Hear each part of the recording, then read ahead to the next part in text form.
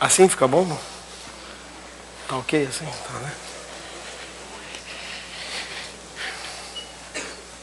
Ali. Ali. X.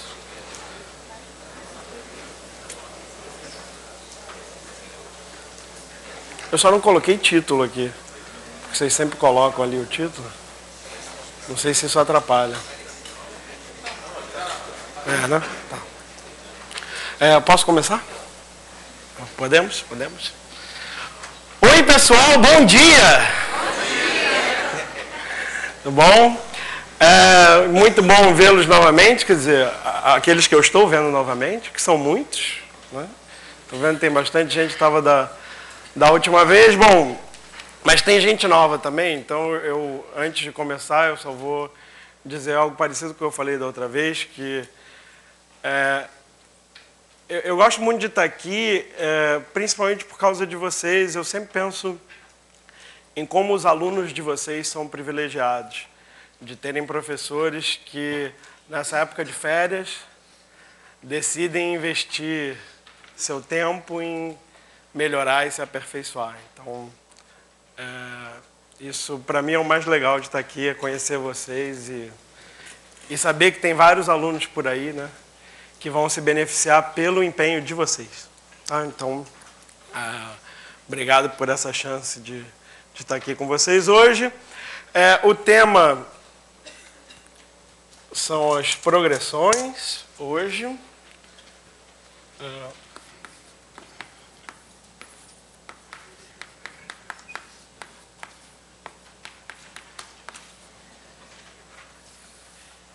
Então, acho legal começar fazendo essa pergunta. O que significa a palavra progressão? O que é uma progressão? E você pode até responder.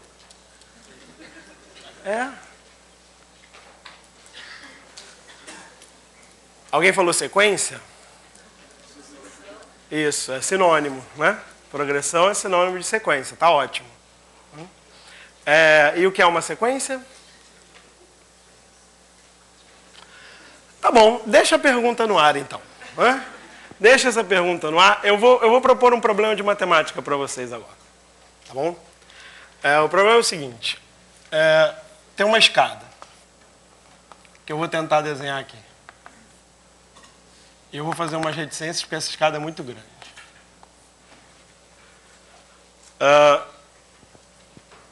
Essa escada está meio no ar por enquanto. Quero fazer ela assim, está bem torta, tudo bem. E aí, assim, só para deixar claro que essa escada não está ao nível do mar, eu vou colocar isso aqui assim. Esse aqui é o mar, tá? Pronto. Então, uma escada. Aí aqui tem 1, 2, 3, 4, tá bom. 4 tá bom. Esse aqui é o quarto degrau da escada. Esse é o terceiro, esse é o segundo, esse é o primeiro. Geralmente faz o contrário, né? Tá, eu fiz assim porque os dados do problema são os seguintes. Cada degrau tem altura, eu vou colocar em algum aqui. Cada degrau tem altura 30 centímetros. Tá bom? E você sabe também que o quarto degrau ele está a uma altura em relação ao nível do mar de alguma coisa. Por exemplo, 2,3 metros. Tá certo? Eu quero que você me diga qual é a altura em relação ao nível do mar do 12º degrau.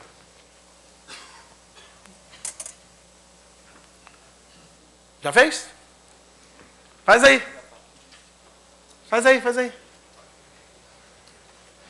Então, qual é essa altura aqui?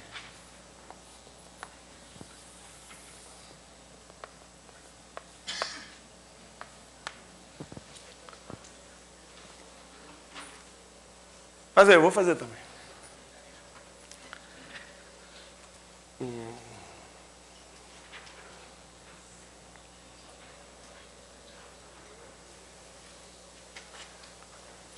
E aí, o que você achou? Cadê? Alguém falou? Aqui é 12. Aqui é 2,3. Oi, quem falou? Cadê? Qual a resposta? 4,7.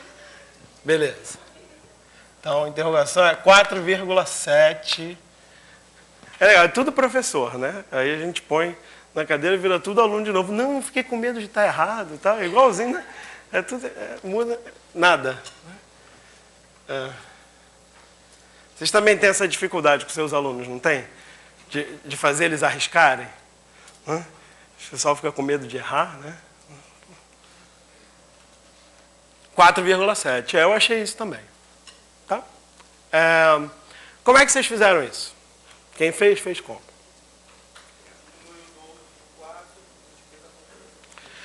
Faz 12 menos 4, multiplica por 30 centímetros. E depois faz mais uma coisinha, né? Soma com o 2,3 que você já tinha. É perfeito. É assim que eu faria também. Eu acho que... Eu imagino que desse jeito quase todo mundo aqui pensou. Né? Quer dizer, se eu já tenho a altura do 4º degrau, e eu quero chegar ao 12º, eu penso, pô, do 4º degrau para o 12º, eu tenho que subir quantos degraus para chegar até lá? Essa eu acho que é a pergunta mais difícil do problema. Não, de verdade. E de fato, eu acredito que seja uma das habilidades mais importantes para você lidar com sequências. Que, fazendo uma má tradução do inglês, eu vi isso em algum lugar. O mais legal que eu vi foi, alguém chamou isso de estacas e cercas, que é aquela história. Eu vou para o rascunho, o cara da câmera vai ter dificuldade de me acompanhar se eu for para o rascunho, né? Eu vou fazer o rascunho aqui. Ó, aí ele teve mais dificuldade ainda. Tem uma cerca com estacas, assim, né? E aí...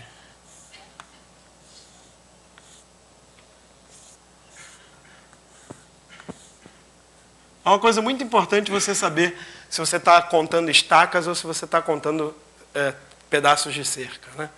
Então, é aquela história aqui. Se eu estou no 4º degrau e quero chegar ao 12º, né, eu vou contar cercas, no fundo. Né? E eu vou andar 2 cercas para chegar no próximo, aqui no 3º. Né? Quer dizer, aqui eu vou andar 8 degraus para chegar no 12º. É diferente daquela pergunta clássica, quantos números inteiros existem de 7, inclusive, até 10? Né? Se você bobear e não pensar, você responde 3, né? Eu também. Você tem que pensar um pouquinho, não é? Agora são as estacas, né? Agora conta onde eu começo, então na verdade é a diferença mais 1. Tá? Aqui é a diferença mesmo, né? Por via das dúvidas, troca o 12 por 5, que aí é mais fácil. Né? Do 4º para o 5º é 1 degrau, né? Então é a diferença mesmo. Né? É diferença, certo? Então, são 8 degraus. Daqui até aqui.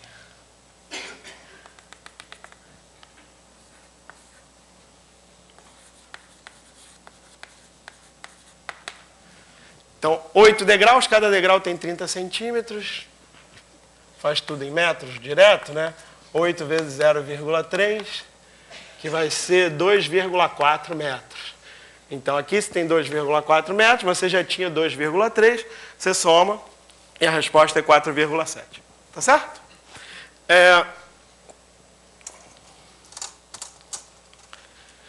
A minha experiência é a seguinte. Quando a gente propõe o seguinte problema, quando a gente propõe esse problema para os alunos, vários deles resolvem corretamente e resolvem desse jeito. Né? Agora, se você propõe esse problema aqui, para alunos que já tenham visto PA, que é o primeiro tema nosso, você põe esse problema aqui. Numa PA, o A5 é 2,3 e a razão é 0,3. Determine o A12.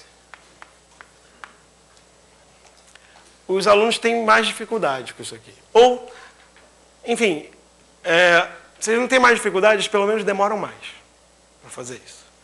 A maior parte dos alunos que eu vejo tentar ou começar a fazer isso, a primeira coisa que ele faz é PA. E aí a segunda pergunta que ele se faz é: qual é a fórmula que eu devo usar? Não é assim? Não é parecido? Ah, isso é um problema de PA. Qual é a fórmula que eu vou usar agora? Quando, na verdade, as PAs, as progressões aritméticas, são o tipo mais simples de sequência que a gente pode pensar, né? A não ser as constantes, que, aliás, também são PAs. Né? E, na verdade, é muito mais útil e rápido e eficiente você entender o que é uma PA e, a partir dessa compreensão, você resolver os exercícios, os problemas, do que ficar decorando um monte de fórmulas. Se você... Luciano. Oi. Só um comentário. Só para evitar a confusão, o problema é que a equivalente ao que você deu, o problema é que a 4 é 2,3. Né? Muito obrigado. Claro, porque como eu ensaiei essa aula 3 ou 4 vezes, eu tinha ensaiado com a 5, né? E aí ali, na hora de desenhar, é o que acontece. Porque o Elon falou, né, de ver a aula do... Eu assisti todas as aulas de vídeo sobre esse tema anteriores a hoje, né? Todas, absolutamente todas. Então, claro que eu vou imitar um monte de coisa aqui. É o A4. Obrigado, Paulo. É o A4. Tá? Enfim, essa é uma analogia geométrica. O Elon falou isso na aula dele hoje, curiosamente, né? Que a geometria tem essa vantagem em relação à álgebra ou outras áreas, que você consegue visualizar as coisas, você consegue enxergar as coisas que você está estudando. Eu, sempre que eu posso, eu procuro analogias geométricas que me ajudem a visualizar as coisas. Em PA, essa é uma boa analogia, eu gosto muito dela, a da escada. Ela ajuda a entender um monte de coisa sobre a PA sem decorar a fórmula. E outra analogia é uma coisa mais simples, aliás, bem mais simples, mas que também é muito útil, que é você pensar simplesmente no que é a representação dos termos de uma PA, que eu ainda não falei o que é, né? Mas já vou falar, simplesmente sobre uma reta. Né? Então, se você chamar de A1 o primeiro termo de uma PA e A2 o segundo termo de uma PA, e você representar numa reta, num eixo cartesiano comum, os outros termos da sequência você pode obter geometricamente como? Marcando a mesma distância. Então, a PA, na verdade, você pode obter simplesmente definindo uma unidade de medida na reta, né, e criando uma régua. A PA pode ser vista como uma régua também, se você quiser. Eu gosto da escada. Quer dizer, isso aqui é o conceito mais fundamental sobre uma PA. Que é, se eu quero chegar ao 12º termo de uma PA, mas eu parto do 4º termo desta mesma PA, como é que o que eu preciso fazer? Ou, se eu estou no 4º degrau de uma escada e eu quero chegar ao 12º degrau, eu subo 8 degraus, que é a diferença. E como eu estou falando de altura, eu multiplico isso aqui pela altura de cada degrau, que aqui era 0,3, mas na PA a gente chama de R. Tá? Então, agora que você já sabe o que é uma PA, e você já viu o que é uma PA, eu vou falar o que é uma PA. Tá? Então,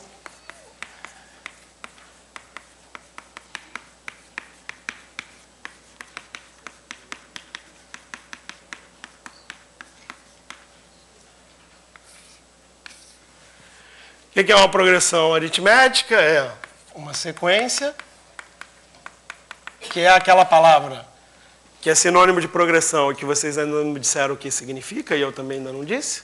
Né? Mas está aqui, sequência na qual cada termo... Certo é escrever cada termo a partir do segundo, né? Mas eu vou ignorar isso, porque é meio óbvio. Cada termo é igual... Isso é porque eu assisti a aula em vídeo do Morgado e ele faz exatamente assim. Então, se ele faz, eu posso também. Né? A partir do segundo, né? É igual ao anterior somado a uma constante. Essa constante a gente costuma chamar de razão. E eu vou representar pela letra R. Tá bom? Isso é uma PA.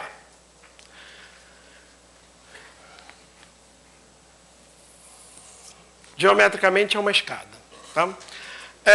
Enfim, como esse é um tema realmente muito prático, eu trouxe uns exemplos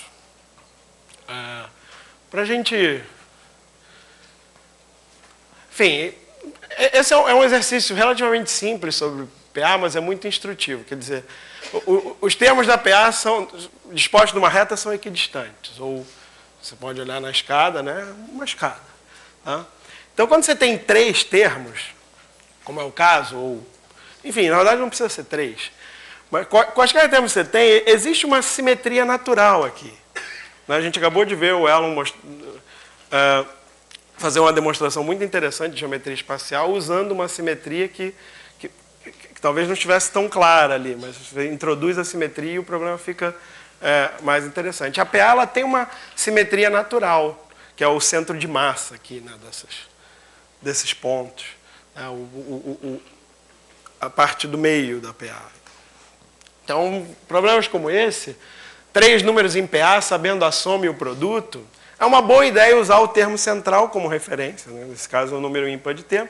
Usando o termo central, você ganha uma simetria que facilita as contas. Então, no exemplo 1,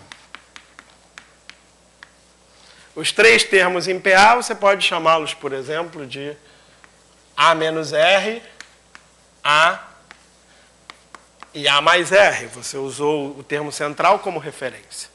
Né? Ou, se você quiser olhar para a escada, isso é uma outra boa forma de ver também. Você tem uma escada com 3 degraus, né?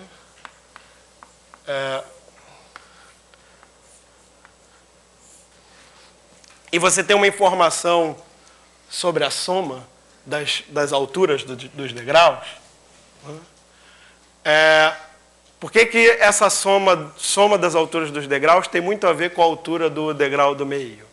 Uma forma geométrica de ver, você pode cortar esse degrau aqui, tira ele daqui, né? E encaixa ele aqui. Certo?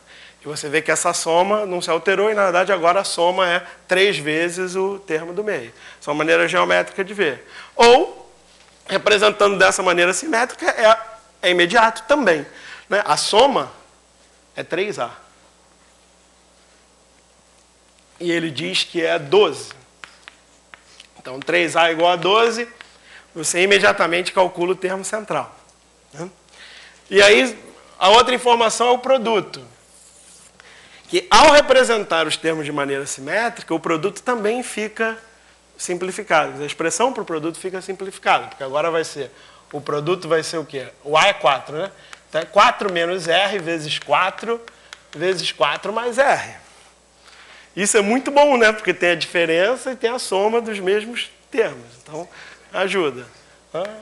Isso é 28, tal, divide, dá 7. Isso aqui é 16, né? Que é o 4 ao quadrado, menos o R ao quadrado. Não é isso? Eu dividi por 4, então ali dá 7, né? E aí, passar para lá, passar para cá, aquela coisa toda, R ao quadrado vai ser o quê? 9.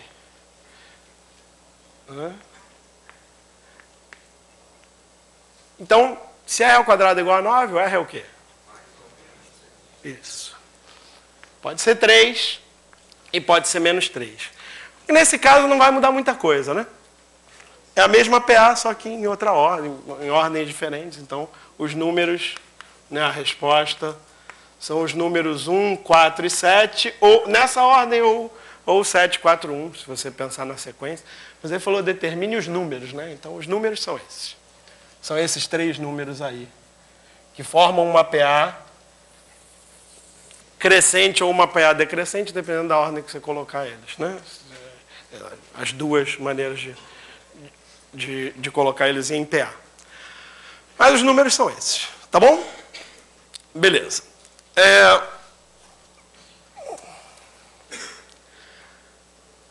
Claro que de todas as coisas que você pode fazer com uma PA, e tem muitas, e aí tem uma série de propriedades interessantes que, de novo, você não precisa saber de memória, são consequência da definição.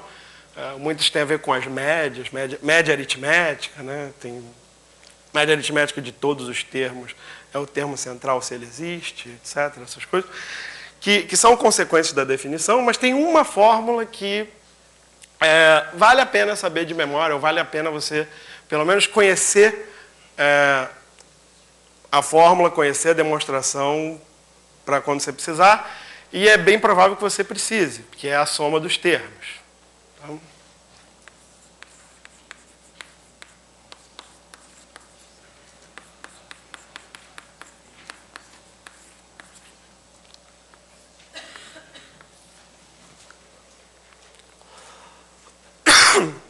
você ainda está pensando naquela pergunta que eu fiz no início, não está?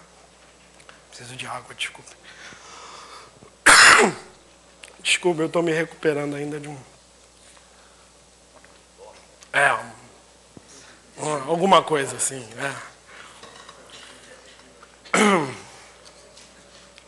Aí a voz às vezes falha. Mas volta. Voltou.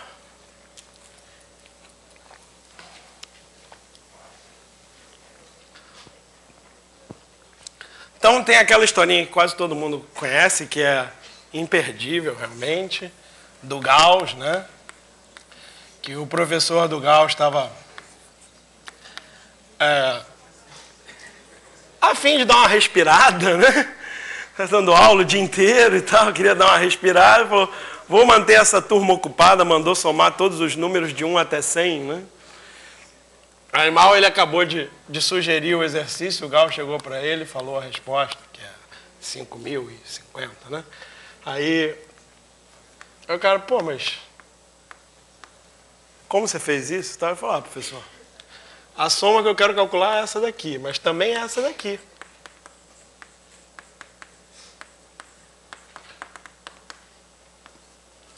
Certo? Que eu lembro de uma aula do senhor em que o senhor disse que a ordem das parcelas não altera a soma. Então, é a mesma soma, né? E aí, se eu somar esse com esse, dá 2 vezes a soma que o senhor pediu. Só que olha só que curioso. O 1 mais 100 dá 101. Só que o 2 mais 99, que sorte, né? Também é 101. Que coincidência incrível, né? E o 3 mais 98 também é 101. Puxa vida. Estou começando a desconfiar que sempre que eu fizer desse jeito, quer dizer, o primeiro com o último, o segundo com o penúltimo e assim por diante, a soma vai ser a mesma, né? É sempre 101. Mas quando você soma várias parcelas iguais, o senhor me explicou que é multiplicação, né? Então, é só multiplicar. Tem quantos 101 aqui? Fácil, né? Tinha 100 parcelas antes, então 100 vezes 101, divide por 2, a soma é 5.050. Grande ideia, né? Aquela figura da escada ajuda você a compreender isso ou não? Pode ajudar?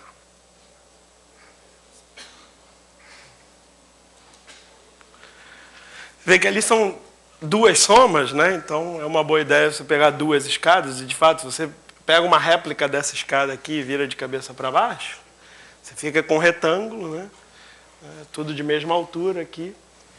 E essa altura comum é igual a quanto? De novo, ó, você faz uma cópia dessa escada, vira de cabeça para baixo. Você vai juntar o último degrau com o primeiro, né? O segundo com o penúltimo. E, claro, como para chegar no segundo você sobe um degrau a partir do primeiro, e para chegar no penúltimo a partir do último você desce um degrau, a soma das alturas é constante. Certo? Então, de fato, isso aqui em geral é o seguinte.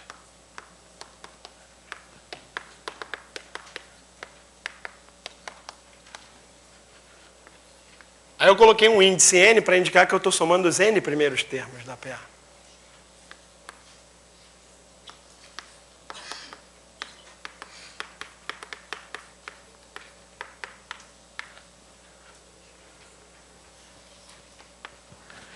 E aí, pelo mesmo motivo de antes, ou pela analogia da escada, ou, melhor ainda,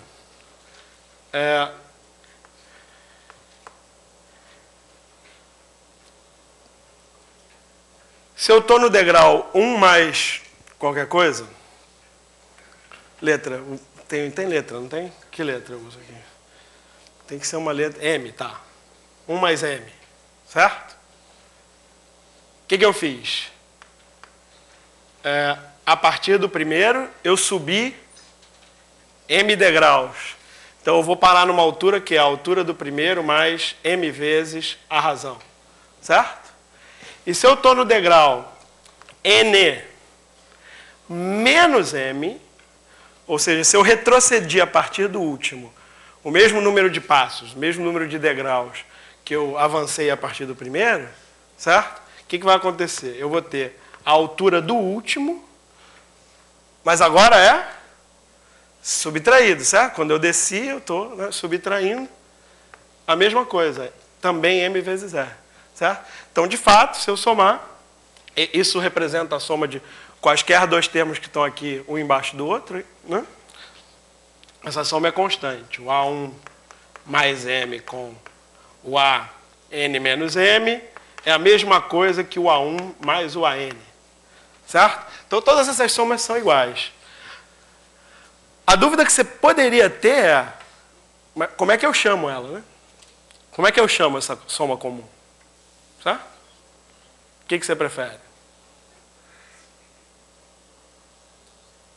Como é que eu chamo ela? Chama de A1 mais AN? Ou eu chamo de A2 mais AN menos 1? Ou eu chamo de A1 mais M mais AN menos M para qualquer M?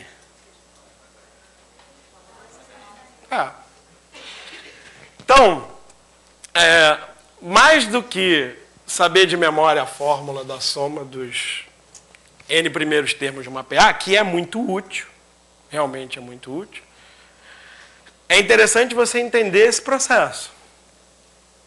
Esse é um processo que aproveita o fato de que, se você subir, você estava somando dois termos do APA.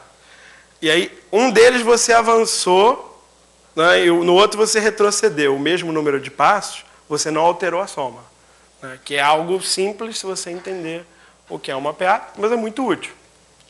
Então, isso vai gerar a famosa soma dos termos, que é o número de termos multiplicado pelo primeiro mais o último, dividido por 2.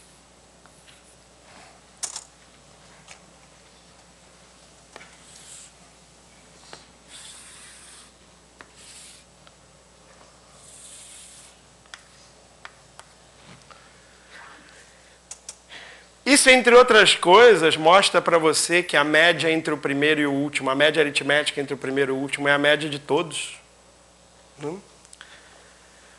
Por quê? Porque se você multiplicar o número de termos pela média aritmética desses termos, o resultado é a soma de todo mundo. Ou, se você passar o N aqui dividindo, né? Isso é a soma de todos dividido por N. Então, a média aritmética de todos é a média aritmética entre o primeiro e o último, por exemplo. Né? Que são outras dessas coisas que, enfim, que alguns alunos insistem em decorar, ou gostam de decorar, enfim, eu insisto em que é muito melhor você entender o conceito e todas as propriedades que aparecem por aí são consequências bem tranquilas, né? De você entender o significado da sequência. Tá?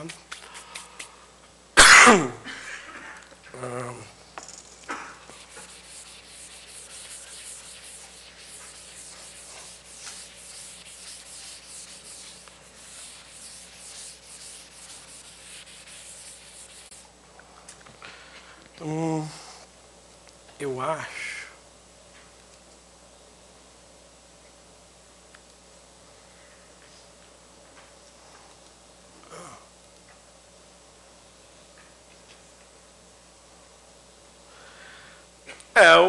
O exemplo 2 é um exemplo interessante que eu não quero fazer hoje devido ao tempo. Eu vou passar direto aí. Aqui eu realmente vou copiar exatamente o que fez o Morgado na aula dele de 2005. Enfim, é o primeiro exemplo do livro, na verdade. Mas esse é um problema realmente muito fascinante. E para muitas pessoas é surpreendente. Então o problema está ali. A pessoa começa com R$64 e faz 6 apostas consecutivas, em cada uma das quais ela arrisca perder ou ganhar a metade do que possui na ocasião. E aí, se ela ganha 3 e perde 3 dessas apostas, então a pergunta é o que acontece no final. E uma pergunta interessante é como é que a ordem na qual ocorrem essas perdas e ganhos de apostas influencia o resultado final. Então, no livro você vai ver que é uma questão de múltipla escolha que foi extraída de uma Olimpíada estadunidense de matemática, adaptada. Não? Mas, enfim, e aí? O que vocês acham?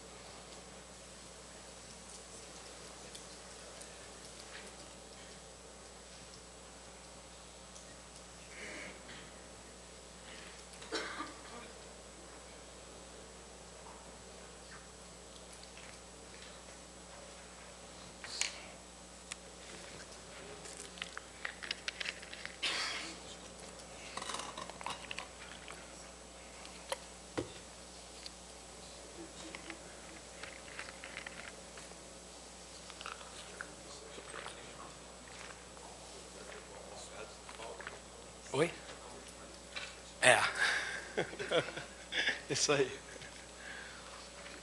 Independe. Independe qual é o resultado final. Ele vai ficar com R$27 no final, independente da ordem que isso aconteça. Todo mundo acredita nisso? Isso é algo que surpreende muita gente. Então, enfim, você pode fazer uns exemplos, né? Muitos alunos fazem isso e é interessante fazer isso. Você faz alguns exemplos, faz 2, 3 exemplos e vê que dá sempre 27. Aí você, opa, será que dá sempre 27? Aí você diz, vou tentar todos. Aí depois lá, você está lá no 7º ou 8º exemplo e vê que ainda tem mais, você começa a desanimar um pouco de fazer todos. Aí você fala, preciso pensar de um jeito melhor. Qual é o jeito melhor? Bom, o que significa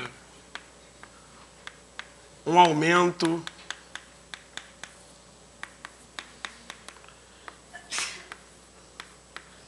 de 50% sobre uma determinada quantidade? Se a quantidade é P,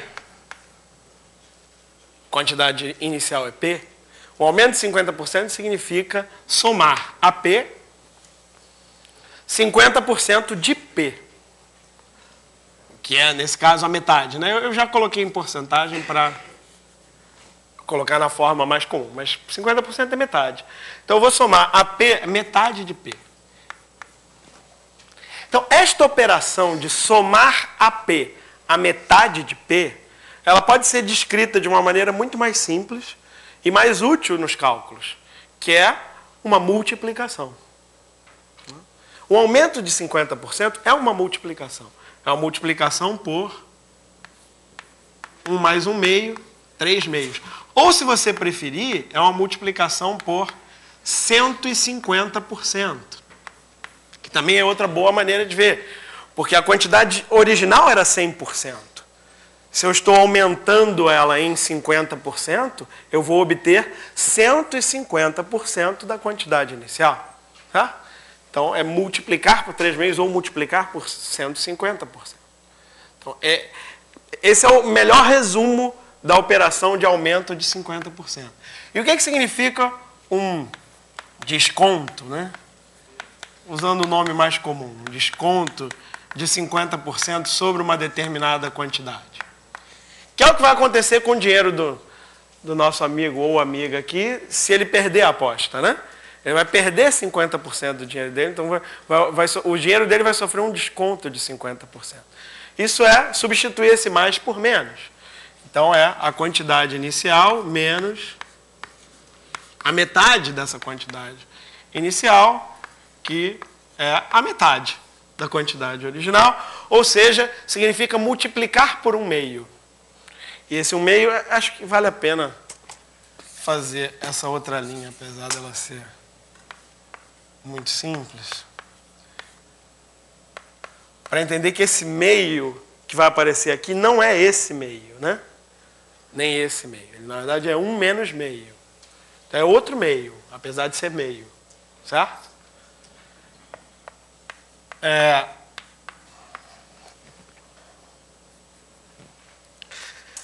Então, o que ocorre com uma quantidade quando eu efetuo sobre ela um aumento de 50%? Essa quantidade fica multiplicada por 3 meios. E quando ocorre um desconto de 50%, essa quantidade fica multiplicada por meio. Certo?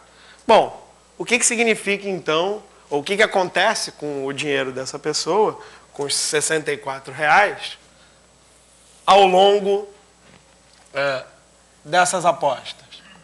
Bom, quando ela ganha, o dinheiro fica multiplicado por 3 meios. Quando ela perde, o dinheiro que ela tem naquele momento fica multiplicado por 1/2. Certo? Então, vamos fazer um exemplo. Ganhou a primeira, ficou multiplicado por 3 meios o dinheiro que ela tinha. Certo? Ganhou a segunda. O que eu vou multiplicar por 3 meios? Isso é importante. A nova quantia que ela tem. Certo? Então, o resultado da operação anterior vai ficar agora multiplicado por 3 meios de novo, porque ela ganhou. Né? Então, ganhou. Se ela perdeu a próxima, o que vai acontecer? Com a quantidade que ela tem naquele momento, vai ficar multiplicada por 1/2. Certo? E aí, o que vem depois? Ganhou, por exemplo. Multiplica por 3 meios. E aí não tem jeito. Perdeu e perdeu. 1/2. Conclusão. A quantidade inicial vai ficar multiplicada por 3 meios vezes 3 meios vezes 3 meios, vezes 1/2, vezes 1/2, vezes 1/2, em alguma ordem. No entanto, essa ordem é completamente irrelevante. Certo? A ordem dos fatores não altera o produto, comutatividade da multiplicação. Então, o resultado é 27, independente da ordem. Então, e tem vários problemas interessantes sobre isso. Você vê em bons vestibulares, né, a exploração desse tipo de coisa, de fazer uma loja que faz um desconto, depois faz um aumento, aí outra loja fez o mesmo aumento primeiro, mas depois fez o desconto, e aí compara as duas, e uma série de situações desse tipo. E a moral da história aqui é a seguinte: quando você conhece a taxa de variação de alguma quantidade, você sempre pode traduzir o resultado final por uma multiplicação. O resultado de aplicar uma taxa de variação. Isso é claro que vai ser muito útil em matemática financeira, por exemplo, que é a aula que vocês vão assistir do professor Morgado em breve. Né? Tá. Então, o que é uma progressão geométrica, né? Que é o outro tipo de progressão interessante. Então, os dois tipos que a gente costuma ver no ensino médio. O que é uma progressão geométrica?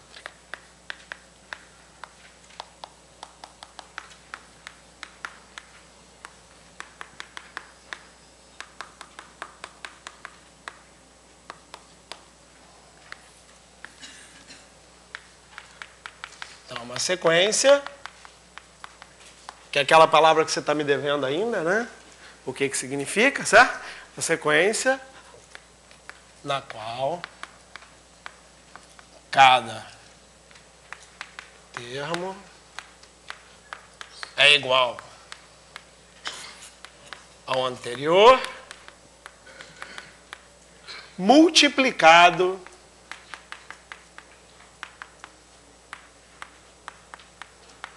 por uma constante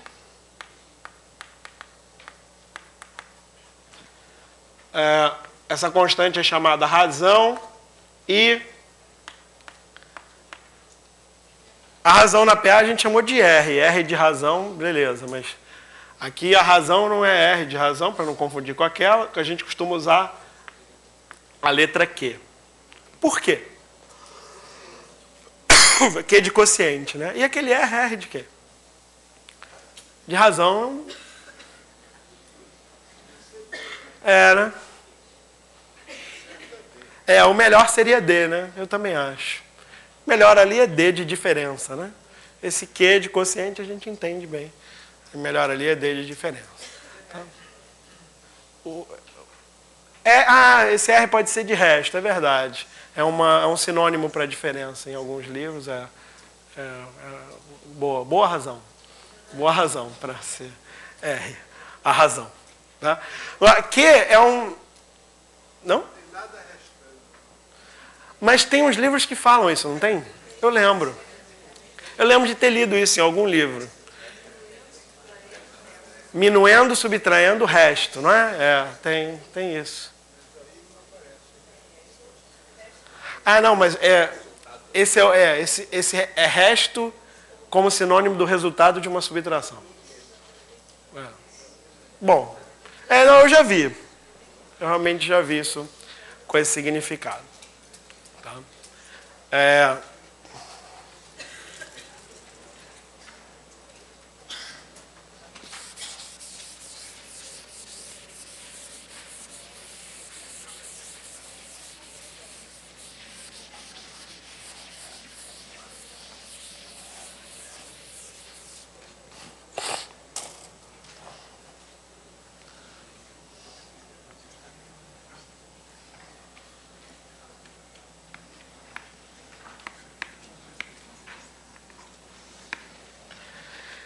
Vou fazer o mesmo problema do início da aula, agora com progressões geométricas. Se eu tenho uma progressão geométrica e eu conheço o quarto termo e a razão, como é que eu calculo o 12º termo?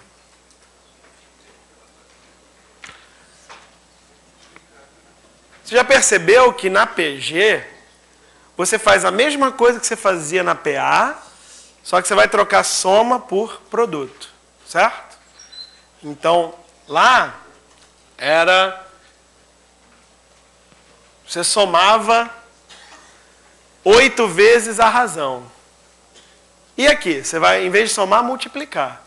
Mas esse 8 vezes a razão vai se traduzir em quê?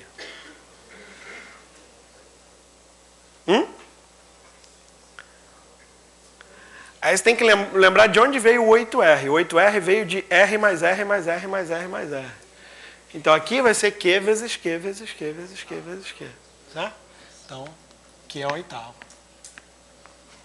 Em geral, né, e aí essa é a expressão mais comum nos livros para o que eles chamam de termo geral da sequência, que na verdade é uma fórmula para a sequência, o valor de AN em função do primeiro termo e da razão. Certo? Mas é claro que você pode escrever, e é útil escrever, o AN em função de qualquer termo AM e da razão. Se eu tenho qualquer termo AM, o AN vai ser o quê? Isso vezes Q elevado N menos M. Certo? Isso só vale para o N maior do que M. Certo? Quando você está subindo a escada, não é isso? Não. Vale descendo também, não vale? Tá, pensa comigo. Se ao subir você multiplica por Q, isso não é uma pergunta, tá? Ao descer, o que você vai fazer? Dividir por Q. Isso não é uma pergunta. Tá? Por quê? Agora é uma pergunta.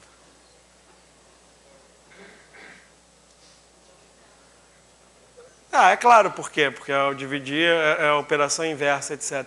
Mas é porque eu não resisto a fazer esses trocadilhos com o Q, que é uma das coisas úteis da letra Q para a razão da PG, que a gente pode fazer essas brincadeiras bobas com porquê, agora é uma pergunta, não é?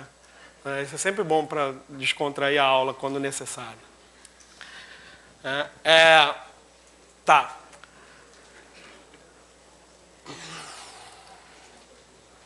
Tá, então esse é a PG.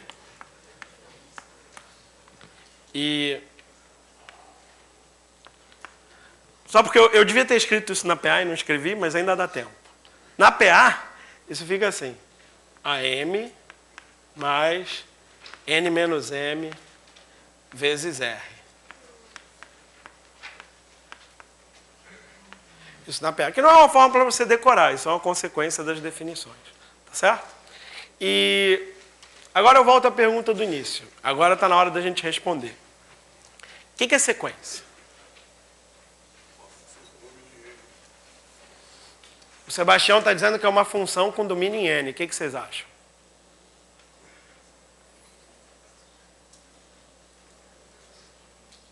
Vamos lá.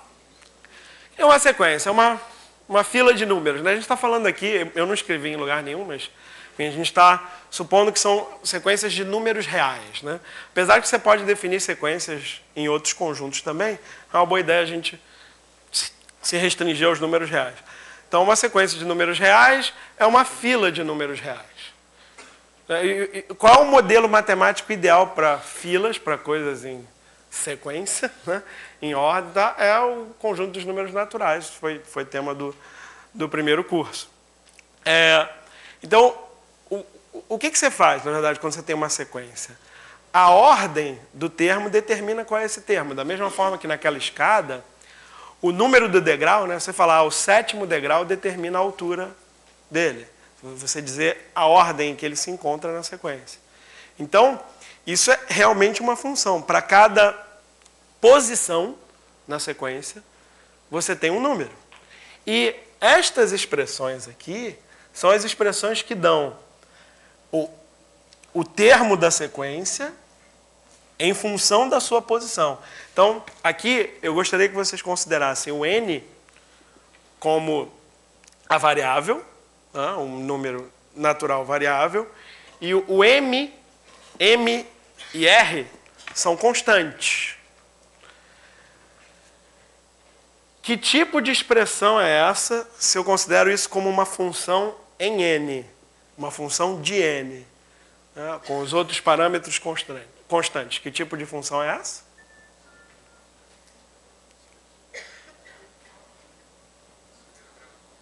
Primeiro grau. Né?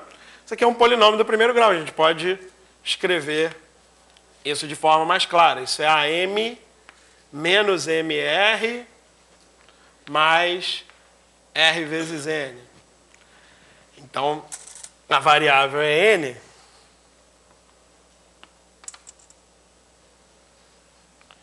As outras coisas são consideradas constantes, então isso é, de fato, uma função do primeiro grau, isso é um polinômio do primeiro grau.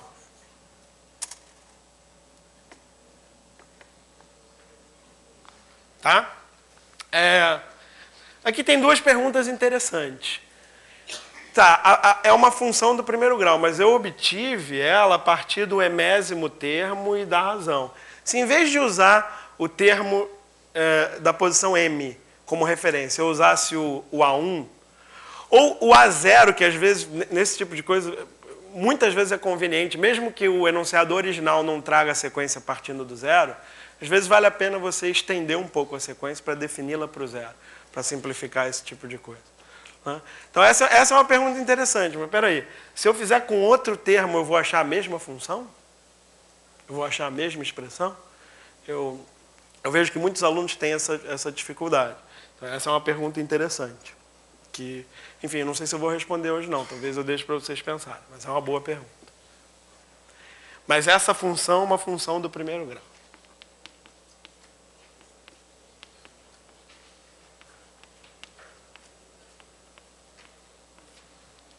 Tá, e a PG?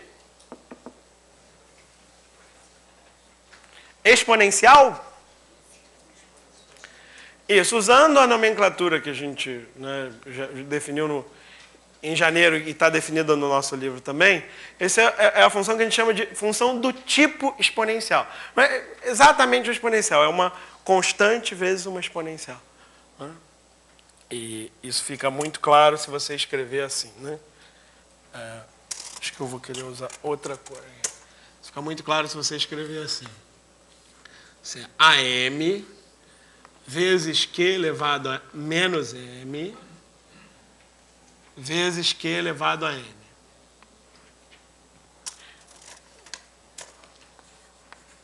A variável N, as outras coisas estamos supondo constantes, então isso é uma constante vezes uma exponencial. Tá?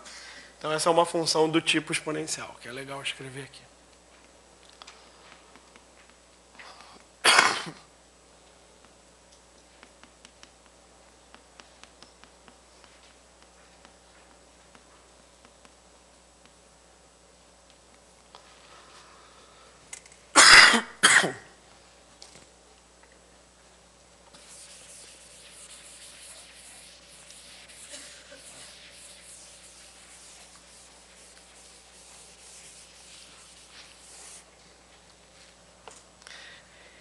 Então, olha só.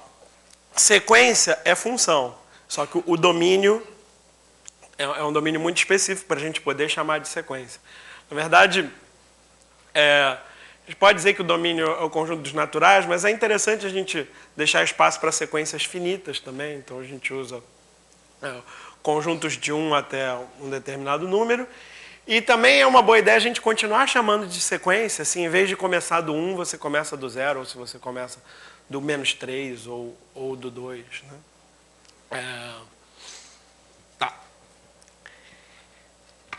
Então, não é estranho que nós estejamos estudando, a gente estuda PA e PG, não é estranho que nós estejamos estudando duas das funções mais úteis na prática, só que sob o ponto de vista de sequência, quer dizer, restringindo o domínio dessas funções para o conjunto dos naturais. A função afim, a função do primeiro grau, e a função do tipo exponencial. É muito interessante, eu sabia que ia ser difícil comentar, e agora eu acho que a gente não vai comentar hoje, mas eu tinha alguma intenção de talvez comentar. Não vou comentar hoje, não vou conseguir comentar hoje, mas tem no livro e é muito interessante você fazer a pergunta de o que são as funções polinomiais. Quer dizer, o que é a função do segundo grau? O que é uma sequência que é a restrição de uma função do segundo grau ao conjunto dos naturais? Ou do terceiro grau, ou do quarto grau, e etc. Tá? Inclusive, na lista de exercícios que eu deixei para vocês hoje, tem exercícios nos quais você vai ter a chance de explorar isso. Tá? Então, vale a pena você consultar o livro, o livro explica bem, né? E para resolver alguns dos exercícios que eu deixei para vocês hoje, vocês vão precisar desse conceito. Mas é claro que a gente precisa, antes de encerrar, nós temos 15 minutos, é um bom tempo para falar que é provavelmente a fórmula mais interessante de todas. A fórmula da soma da PA é legal, mas a fórmula da soma da PG eu considero muito mais legal ainda por vários motivos. Entre outras coisas, porque a gente pode também, com a soma dos termos da PG, nós podemos falar de somas de sequências infinitas, em alguns casos. E para muitos alunos é o primeiro contato com o infinito. E é um bom contato, é o tipo de situação que a gente consegue passar uma boa ideia para o aluno sobre o infinito, o que é o infinito. Ajudar o aluno a começar a lidar com o infinito é uma boa oportunidade com as progressões geométricas. Então,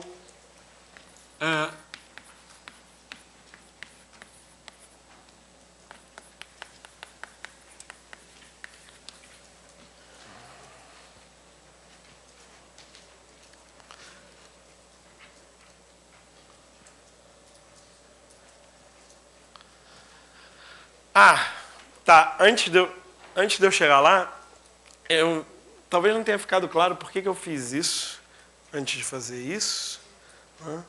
Então, para deixar bem claro, o que é uma PG?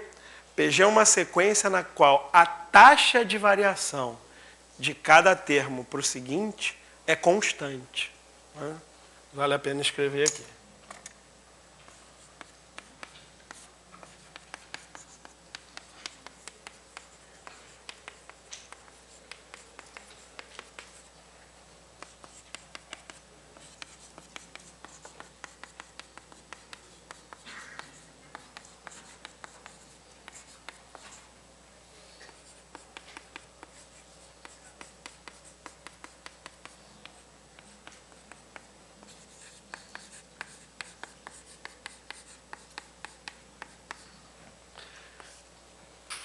E, especialmente para quem esteve aqui agora em janeiro, você deve lembrar, ou pelo menos você deve enxergar uma analogia entre a caracterização da função do tipo exponencial, que falava exatamente disso, de taxa de variação constante. Na verdade, taxa de variação proporcional à quantidade que você tem a cada momento. Que, traduzindo para a parte discreta, né, que é isso. A parte contínua são as funções de R em R. A parte discreta lida com sequências. Né? Então, existe esse paralelo muito interessante. Então, aqui, sequências em que a taxa de variação é constante são as PGs. Então, um exemplo... Vários exemplos, mas todos os exemplos que a gente viu na função exponencial, na função do tipo exponencial, valem aqui. Radioatividade, né? Decomposição radioativa, por exemplo. E, claro, uma aplicação a juros compostos, ou um empréstimo a juros compostos com taxa constante, que é o que vocês vão ver na matemática financeira na aula do Morgado. Tá? São bons exemplos disso aqui. Sequências em que a taxa de variação de cada termo para o seguinte é constante. Bom, para calcular a soma dos termos da PG,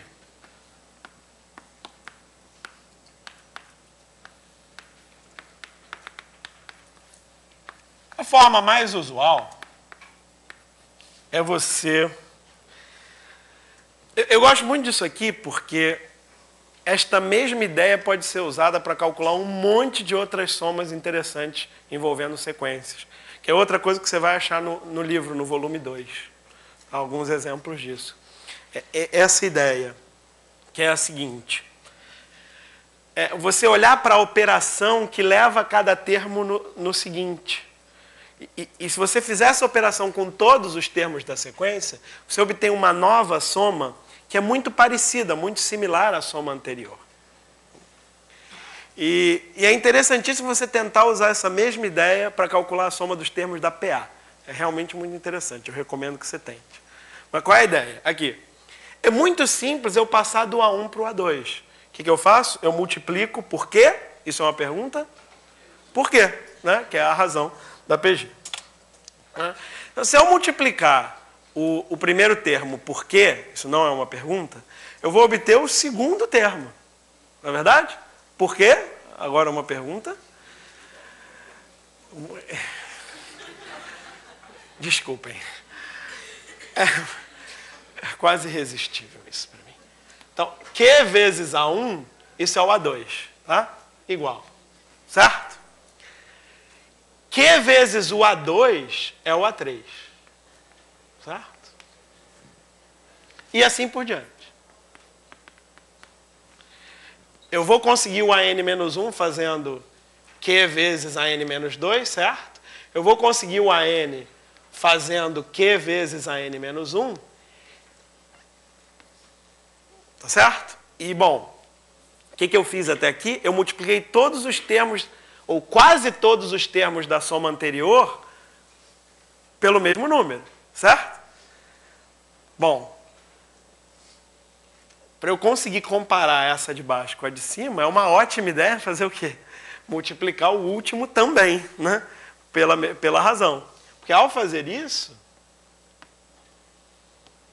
eu multipliquei a soma inteira de cima pelo mesmo número. Ou seja, essa soma... Que cor é essa? Rosa? Essa soma rosa? Isso é rosa? É possível. É o resultado de multiplicar a soma que eu chamei de SN todinha pela razão da PG. Por quê? Certo? E elas ficam muito parecidas. Então, se está tudo muito parecido, né? A gente morre de vontade de subtrair. Então, subtraindo, Q menos 1 vezes a soma dos n primeiros termos vai ser igual a quanto, hein? Cortou tudo, quase tudo, né? E ficou a razão vezes o AN menos o A1.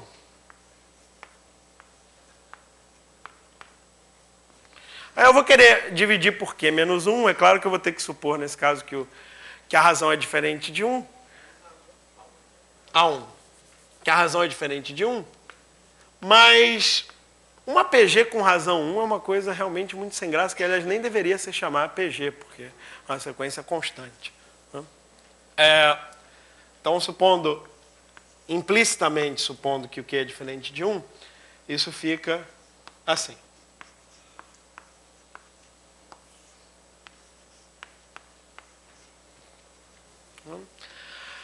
Essa não é a forma mais útil de expressar isso, mas, em geral, a maioria das pessoas, eu inclusive, preferimos escrever isso de outro jeito. Aqui tem A1, e esse AN é o quê? É o A1 multiplicado por a razão elevado a n menos 1. Tá? Então, eu vou fazer essa conta rapidinho. Colocando o A1 em evidência, já tinha um Q aqui, tem n menos 1. Vai ficar Q elevado a n, menos 1, dividido por Q menos 1.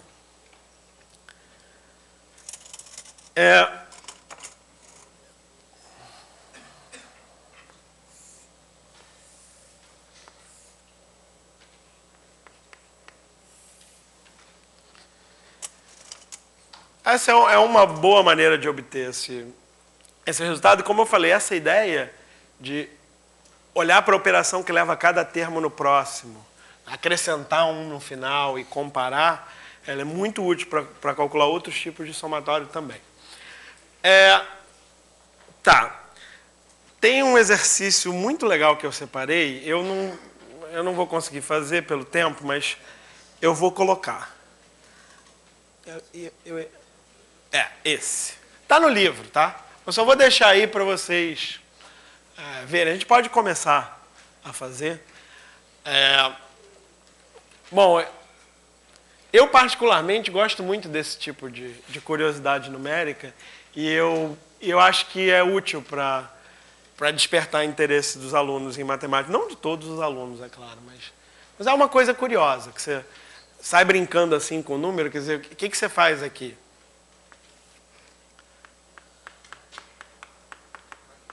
49 é um quadrado perfeito, né? É 7 ao quadrado. Aí, se você acrescentar um 4 e um 8 aqui no meio do 49, esse enunciado está dizendo que ele continua sendo um quadrado perfeito. E assim por diante. Você acrescenta outro 48 aqui no meio, o enunciado está dizendo que isso continua sendo um quadrado perfeito. Então, como é que você justifica isso? Por que todos eles são quadrados perfeitos e qual é essa raiz quadrada? Então, eu vou deixar vocês pensarem nesse exercício hoje à tarde, mas o que isso tem a ver com uma PG? Na verdade, não tem exatamente a ver com uma, né? Tem a ver com duas PGs. A primeira PG é a que vai aparecer... Quando você separa esse número, isso é 9 mais 80 mais 800, e assim por diante, certo?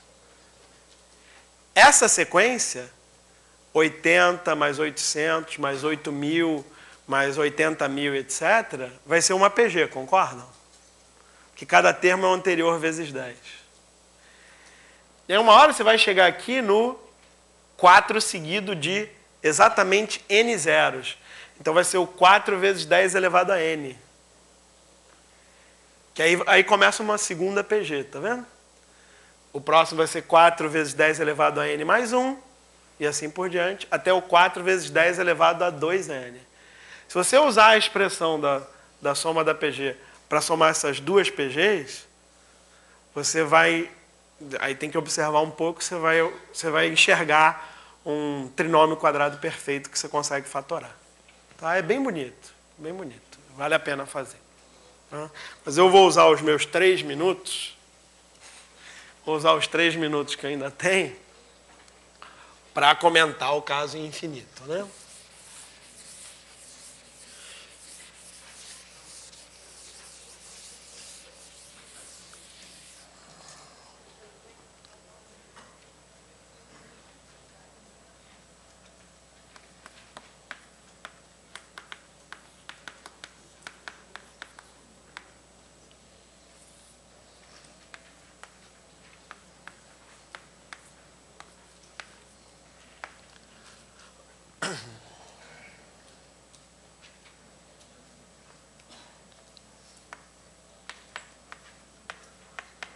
Bom, eu não escrevi, mas é claro que eu estou supondo que A1, A2, etc. é uma PG de razão Q, como eu estava fazendo o tempo todo.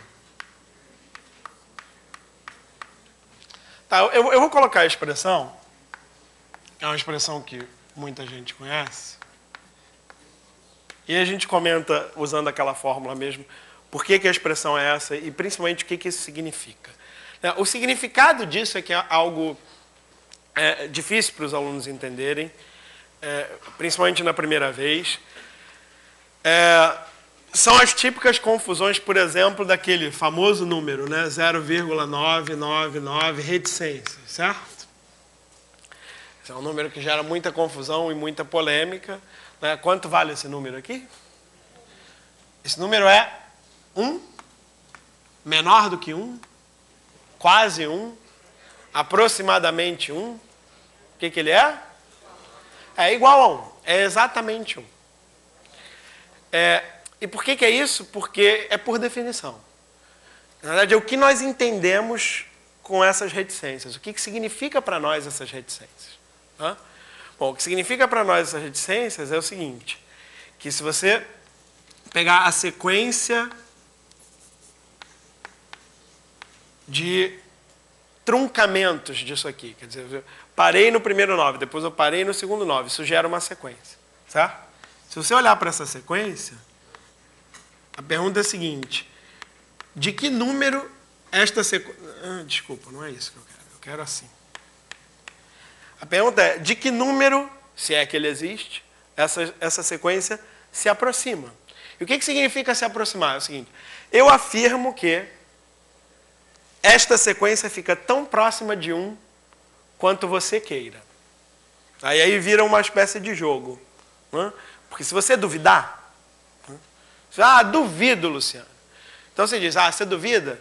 Então me diz aí um número, uma distância que você acha que seja impossível aquela sequência chegar de 1. Se você acha que ela não vai chegar tão próximo quanto você queira, então me diz um número, uma distância que você acha que é impossível. Aí você vem e diz, duvido que isso aí chegue mais perto de 1 do que 1 bilionésimo. Quer dizer, chega a uma distância menor do que 1 bilionésimo do 1. Né? E aí eu vou chegar para você, 1 bilionésimo, eu não sei o que é, mas de cabeça eu não sei, mas é 0,0000 e uma hora vai chegar no 1, certo? Tá? Se você fizer 1 menos isso, vai dar 0,999999 e vai parar em algum lugar, certo? Bom, é só eu continuar aqui e eu colocar mais 9 do que essa diferença e eu cheguei lá, certo?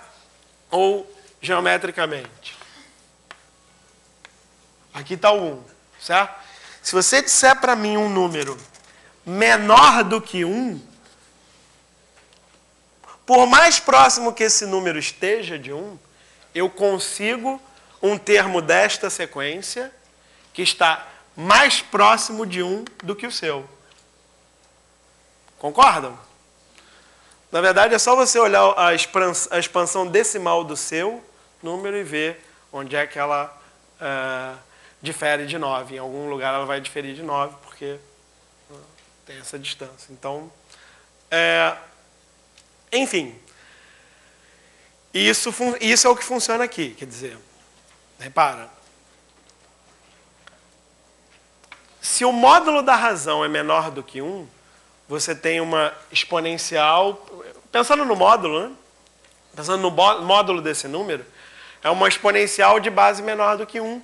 A gente, enfim, um ótimo jeito é você já trabalhou esse gráfico com seus alunos, então, né, você já pode ter comentado isso, você pode usar o mesmo gráfico para ver que, de fato, quanto mais você aumenta o argumento da função, menor fica em módulo isso aqui.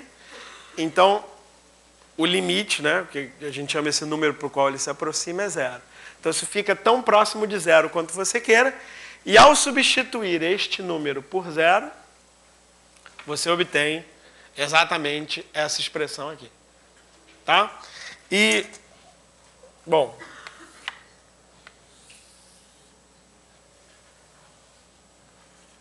o tempo acabou, mas a gente precisa usar isso para alguma coisa, né? Então, vamos fazer essa soma aqui, que é bem intuitiva. Se eu somo meio mais 1/4, etc., se eu usar essa expressão, o valor dessa soma tem que ser o quê? Primeiro termo, meio, dividido por 1 menos a razão. Qual é a razão aí? Cada termo é meio vezes o anterior, né? Então, meio. 1 menos meio, meio. Meio dividido por meio dá 1. Dá 1. Isso lembra, por exemplo, aquela historinha da vaca prevenida e tal, que pensa no futuro. Então, ela está pastando num pasto quadrado e todo dia ela come só metade da grama que ela tem, porque ela pensa no futuro, ela quer continuar tendo grama para comer. Então, no primeiro dia ela comeu a grama da metade do pasto. No segundo dia ela comeu metade do que sobrou. Né? No próximo dia ela comeu metade do que sobrou. Certo? Essa vaca vai ter grama para sempre. Né? Certo? Pode ser pouquinha grama, né? Se passar muito tempo, pode ser pouquinha. Ela vai ter grama para sempre. Certo? No entanto, quanto mais o tempo passa, mais o pedaço de grama que ela tem vai diminuir. E vai ficar tão pequeno quanto você queira? Né? Não é muito difícil ver que, ou imaginar que sim. Né? Se fica tão pequeno quanto você queira, então faz sentido que, no limite, né, a gente diga que a soma de todos esses pedaços seja realmente 1. Tá? Obrigado por hoje, é isso aí. Depois vocês vão ter a aula do Morgado, que é uma continuação boa disso. Obrigado, gente.